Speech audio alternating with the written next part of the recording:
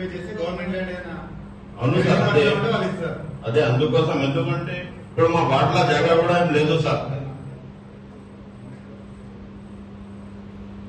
Community hall only municipal purpose కి use చేస్తాం, వేరే దానికి ఇవ్వరాదు.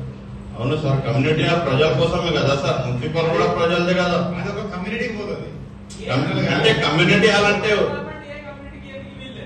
అంటే కమ్యూనిటీ అని కాదు సార్, మా వార్డ్ కోసం ఇవ్వండి. మున్సిపల్ ఇప్పుడు సంబంధించింది లేదు, మున్సిపల్ ల్యాండ్స్ అన్ని వాళ్ళకి సంబంధించింది ఉండదు, ఒక వార్డు అనేది ఏముండదు. అది మున్సిపల్ అందరికి యూజ్ అయ్యేటట్టు వాడుకుంటారు.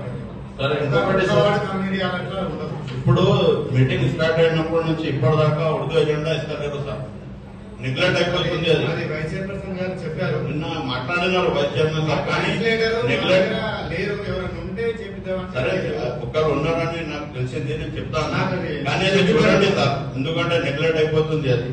ఇంకొకటి ఏముందంటే సార్, ఇది మన ఇది దీపక్ లైట్ హౌస్ ముంగట ట్రైన్ మొత్తం జామ్ ఉంది. అది ఇప్పుడు వర్షాకాలంలో అటు సైడ్ అది బండిలో అడ్డా ఉంది, ఈ సైడ్ ఏమో మొత్తం జామ్ ఉంది. ఆ మోరీ మొత్తం సాఫ్ చేయాలి సార్. ఇంకొకటి మనది హైటెక్ షాప్ దగ్గర మన హైటెక్ ఎలక్ట్రానిక్స్ ఉంది, అది యుఐడిఎఫ్సి లో ట్రైన్ పెట్టినారన్నారు, మళ్ళీ ఏం కాలేదు. అది